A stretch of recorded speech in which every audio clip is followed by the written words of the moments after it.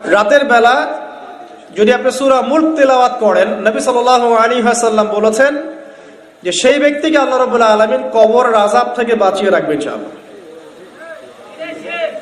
আমরা কি কবরের আযাব থেকে বাঁচতে চাই না?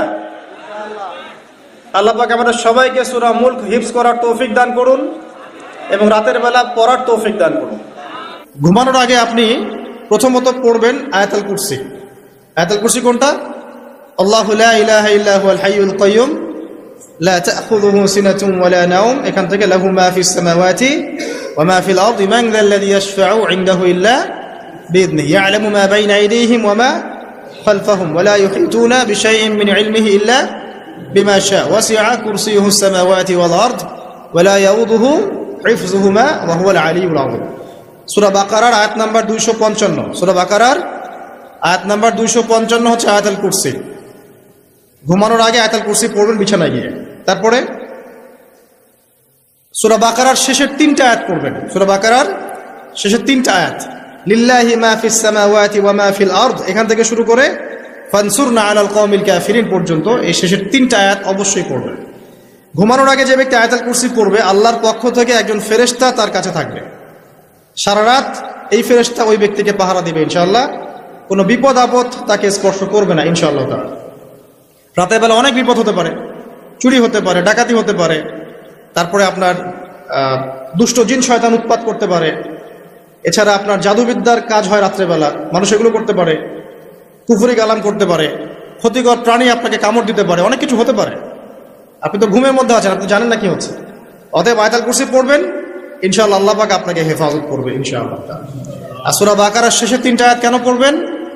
কারণ নবী সাল্লাল্লাহু আলাইহি ওয়াসাল্লাম বলেছেন, রাতের বেলা সূরা বাকারার 3টা আয়াত যে ব্যক্তি পড়বে, সারা রাত যদি আপনি নফল নামাজ পড়তেন যে নেকি হতো, এই 3 আয়াত পড়ার মাধ্যমে সেই নেকি হয়ে যাবে ইনশাআল্লাহ। ঠিক আছে? সারা রাত ধরে নফল নামাজ পড়া কি কষ্টকর না? এটা সবচেয়ে সহজ হচ্ছে আপনার সূরা বাকারার শেষের 3টা আয়াত পড়বেন, ঘুমিয়ে যাবেন ইনশাআল্লাহ।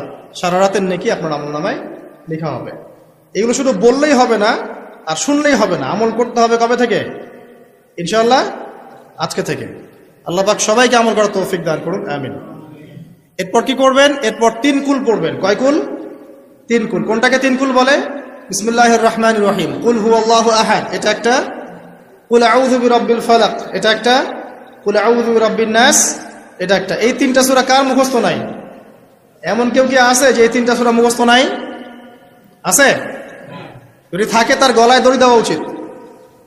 যদি এমন কেউ থেকে থাকে মুসলিম সমাজে যার এই 3 কুল মুখস্থ নাই, তার গলায় দড়ি দেওয়া উচিত লজ্জায়। আত্মহত্যা করতে উৎসাহিত করছি না। ওই যে পরীক্ষার রেজাল্ট খারাপ হলে আত্মহত্যা করে না, দেখেন না? তারও আগে তো তোমার লটকানো উচিত ছিল এই জন্য যে তুমি 3 কুলই পড়তে পারো না। মুসলিম সমাজে বড় হয়ে মুসলিম পরিবারে জন্মগ্রহণ করে 3 কুল যে পড়তে পারে না, তার কি দরকার আছে বেঁচে থাকার? কি, কোন মুখ নিয়ে আল্লাহর সামনে দাঁড়াবেন? কোন মুখ নিয়ে নবী সাল্লাল্লাহু আলাইহি ওয়াসাল্লামের সামনে যাবে? ইয়া রাসূলুল্লাহ, আপনার উপরে পুরো 30 পারা কোরআন নাযিল হয়েছিল, আমি 3 কুলি মুখস্থ করতে পারি নাই, আমার জন্য সুপারিশ করেন। এই কথা কোন মুখ নিয়ে বলতে যাবে? তবে কোরআন একটা কিতাব, আলহামদুলিল্লাহ। একজন হিরোইন খোরও দেখবেন সূরা ফাতিহা পড়তে পারে, তাই না? একজন হিরোইন খোরকেও দেখবেন সূরা ফাতিহা বলতে পারে। কোরআনের মুজিজা, সবার মনের মধ্যে আল্লাহ পাক কোরআন ঢুকিয়ে দিবেন। তবে চেষ্টা থাকতে হবে না? চেষ্টা করতে হবে। বাচ্চাদেরকে শেখান, বাচ্চাদেরকে লাড়া লাপ্পানা শিখিয়ে বাচ্চাদেরকে ভালো কিছু শেখান। নাহলে এইসব সন্তানরা, এইসব যুবক যুবতীরা বড় হয়ে যে ফিল্ম স্টারদের পিছনে দৌড়াবে, পর্ন স্টারদের পিছনে দৌড়াবে। বিদেশ থেকে কোনো মেয়ে যদি বাংলাদেশে আসে নাচতে, এদেরকে দেখতে টিকিট কাটতে যাবে 12,000 15,000 টাকা দিয়ে। সুসন্তান মানুষ করে যান, কুলাঙ্গার প্রজন্ম জন্ম দিয়ে কি দরকার? এর চেয়ে বাচ্চা নেওয়ারই দরকার নাই। যদি বাচ্চা কাচ্চা এভাবেই মানুষ করবেন তাহলে নেয়ারই দরকার নাই ভাই। বন্ধা থাকেন, বিয়েই করার দরকার নাই আপনার। বাচ্চা তো মানুষ করতে পারছেন না। আল্লাহ পাক আমাদেরকে বোঝার তৌফিক দেন।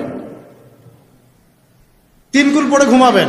3 কুলের মধ্যে একটা সূরা ইখলাস, একটা সূরা ফালাক, একটা সূরা নাস। কি হবে এটা পড়লে? নবী সাল্লাল্লাহু আলাইহি ওয়াসাল্লাম বলছেন, দৃশ্য বা অদৃশ্য, মানে যা দেখা যায় যা দেখা যায় না, এই দৃশ্য অদৃশ্যের জগতের কোনো ক্ষতি তাকে স্পর্শ করবে না। প্রোটেকশন আল্লাহর পক্ষ থেকে, প্রোটেকশন।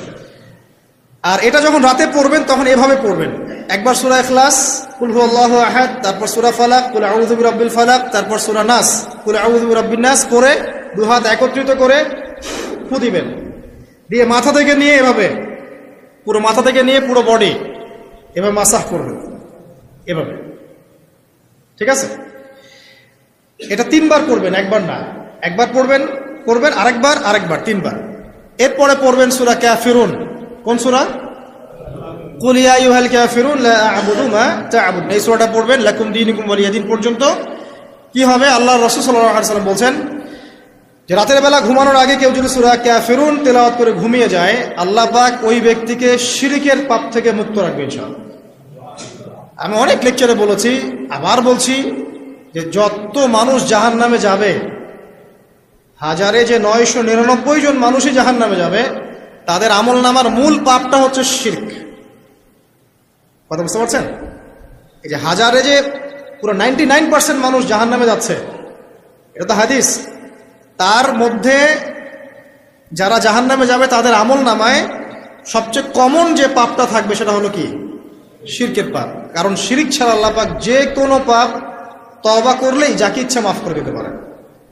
শিরকরত অবস্থায় কোনো মানুষ যদি মারা যায় তাহলে সে ব্যক্তি জাহান্নামে যাবে, এটাই চূড়ান্ত, ইল্লা মাশাআল্লাহ। তো সূরা কাফিরুন যদি আপনি তেলাওয়াত করেন, আল্লাহ পাক আপনাকে শিরক থেকে বাঁচাবেন। শিরক সম্পর্কে বিস্তারিত জানার জন্য আপনি পড়েন কিতাবুত তাওহীদ। কোন বই? কিতাবুত তাওহীদ। এই বইটাকে পড়েন, দেখবেন এখানে শিরকের সমস্ত বিষয়গুলো লেখা আছে। কোন কোন কাজ করলে শিরক হয়, কোন কোন কথা বললে শিরক হয়, কি চিন্তা করলে শিরক হয়। মনে রাখেন, এই যুগে সবচেয়ে বেশি যে পাপে মানুষ ডুবে আছে এটা হলো শিরকের পাপ। শুধু শিরক নিয়ে আমি আলাদা লেকচার দিব ইনশাআল্লাহ, কারণ এখন শিরকের আলোচনা শুরু করলে আর প্রোডাক্টিভ মুসলিম আলোচনা করতে পারবো, এটা এত ডিটেলস একটা সাবজেক্ট। মনে রাখবেন, শিরক চিন্তায় হয়, কথায় হয় এবং কাজে হয়। এই 3 শ্রেণীর শিরকের বিস্তারিত বিবরণ দেওয়া আছে কিতাবুত তাওহীদ নামের একটা বই, বাজারে কিনতে পাওয়া যায়, পড়ে দেখবেন। আর কি? রাতের বেলা শোয়ার আগে পড়বেন 33 বার সুবহানাল্লাহ, 33 বার আলহামদুলিল্লাহ এবং 34 বার আল্লাহু আকবার। আল্লাহর পক্ষ থেকে আপনার শরীরে শক্তি আসবে। এটা যারা নিয়মিত আমল করে, আল্লাহর পক্ষ থেকে তাদের শরীরে শক্তি আসে। হ্যাঁ, কারণ এইটা রাসূল সাল্লাল্লাহু আলাইহি ওয়াসাল্লাম কাকে শিখিয়ে দিয়েছেন? তার মেয়ে ফাতিমা রাদিয়াল্লাহু আনহাকে। ফাতিমা রাদিয়াল্লাহু আনহা এবং আলী রাদিয়াল্লাহু আনহু, তারা দুজন গিয়েছেন আল্লাহ রাসূলের দরবারে, গিয়ে বলেছেন আমাদেরকে একজন দাসী বা দাস দিন, বাসার অনেক কাজ আমরা করতে পারি না, লাগে না কাজের মানুষ। নবী সাল্লাল্লাহু আলাইহি ওয়াসাল্লাম বলছেন যে আমি কি তোমাদেরকে এমন কিছু শিখিয়ে দিব যেটা তোমাদের এই দাস দাসের অভাব পূরণ করে দিবে, প্রয়োজন হবে না? অবশ্যই শিখিয়ে দিন। তখন নবীজি শিখালেন সাল্লাল্লাহু আলাইহি ওয়াসাল্লাম যে ঘুমানোর আগে 33 বার সুবহানাল্লাহ পড়বে, 33 বার আলহামদুলিল্লাহ এবং 34 বার আল্লাহু আকবার। তোমাদের দাস দাসের প্রয়োজন হবে না ইনশাআল্লাহ। তোর ব্যাখ্যায় অনেক ওলামায়ে কেরাম বলেছেন যে এটা নিয়মিত আমল করতে থাকলে রোগ ব্যাধি কম হয়, শরীরে শক্তি আসে, এনার্জি বাড়ে, আপনি নিজের কাজ নিজেই করতে পারবেন ইনশাআল্লাহ আযজা ওয়া জাল্লা। আসুন সামনে যাই। এরকম ঘুমানোর আরো বেশ কিছু আমল আছে, আমি অল্প কয়েকটা বললাম, এগুলোই করা শুরু করেন, আল্লাহ তৌফিক দান করুন। আর যদি পারেন ওযু করে ঘুমাতে পারলে আরো বেশি ভালো হয়। এবার আপনি ঘুমাচ্ছেন ডান কাত হয়ে, কি পড়বেন এই সময়? আল্লাহুম্মা বিসমিকা আমুতু ওয়া আহইয়া, আলহামদুলিল্লাহ, দোয়া সবার মুখস্থ আছে। এবার ঘুমান। এই যে ঘুমাচ্ছেন আপনি 3 ঘন্টা বা 4.5 ঘন্টা বা 6 ঘন্টা, আপনার এই পুরো ঘুমটা হবে ইবাদত ইনশাআল্লাহ তাআলা। এবং পবিত্র অবস্থায় ঘুমানোর অভ্যাস করতে থাকলে আল্লাহর পক্ষ থেকে আপনি সত্য স্বপ্ন দেখতে পারেন। এখনকার সায়েন্স এগুলা বিশ্বাস করে না, আর এই সায়েন্সকে নিয়ে আমার কোনো মাথা ব্যথাও নাই, কারণ এই আজকে একটা কথা বলে কালকে একটা কথা বলে, ঠিক আছে? তো আল্লাহর পক্ষ থেকে আপনি সত্য স্বপ্ন দেখতে পারেন। ইউসুফ আলাইহিস সালাম জেলখানায় বন্দী, সূরা ইউসুফ পড়ে দেখেন। তখন কয়েদিদের মধ্যে 2 জন স্বপ্ন দেখেছে। একজন স্বপ্ন দেখছে তার মাথার উপরে রুটি, উপর থেকে পাখি এটা ঠোকরে কি করছে, খেয়ে নিয়ে চলে যাচ্ছে। আরেকজন স্বপ্ন দেখেছে যে সে শরাব পান করাচ্ছে একজনকে, আছে না সূরা ইউসুফে? তো ইউসুফ আলাইহিস সালাম বললেন যে যার মাথা থেকে পাখি ঠোকরায় খেয়ে নিচ্ছে খাবার, তাকে শুলদণ্ড দেওয়া হবে, আর যে শরাব পান করাচ্ছে সে অতি শীঘ্রই মুক্ত হয়ে যাবে, জেল থেকে ছাড়া পেয়ে যাবে। কয়েকদিন পর তাই হলো। এই যে স্বপ্ন যারা দেখেছে এরা কি মুসলিম? এই স্বপ্ন যারা দেখেছে এরা কিন্তু মুসলিম না।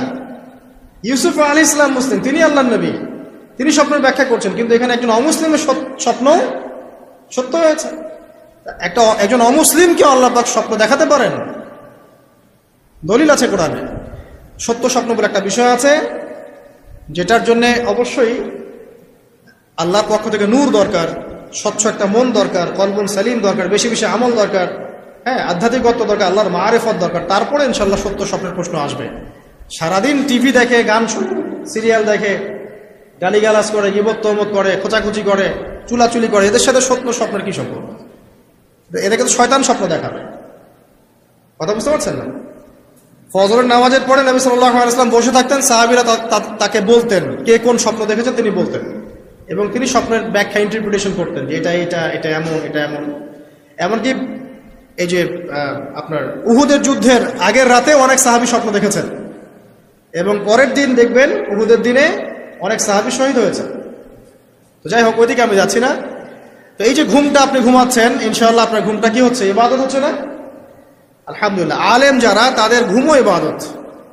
যারা এই যে মুসলিম, মুমিন, মুত্তাকি, আলেম, তাদের ঘুমগুলো কি ইবাদত। এবং ঘুমান শেষ, ঘুমের মধ্যে যদি দুঃস্বপ্ন দেখেন, তাহলে আপনি বাম দিকে 3 বার থুতু ফেলবেন, ফেলে আউযু বিল্লাহি মিনাশ শাইতানির রাজিম পড়বেন, পরে পাশ পরিবর্তন করে আবার ঘুমাবেন। এটা হয় না ঘুমের মধ্যে অনেক সময়? অনেকের বোবা ধরে, শ্বাস নিতে পারে না। এগুলো এই জন্যই হয় কারণ তারা ঘুমানোর আগের জিকির আজগারগুলো করে না। নিয়মিত করলে এগুলো সমস্যা ইনশাআল্লাহ হবে না। আপনি নিজের ভালো নিজেই বোঝেন, হুজুরের কাছে দৌড়ানোর দরকার নাই এত বেশি। নিজের বাচ্চাকে নিয়ে এত দৌড়ানো, এই কবিরাজ, ওই কবিরাজ, ওইখানে তাবিজ, এত তো দরকার নাই তো। নিজের আমল নিজে করেন, দেখবেন আপনি আল্লাহ পাকের পক্ষ থেকে নিরাপত্তার মধ্যে আছেন ইনশাআল্লাহ। আল্লাহ তৌফিক দান করুন।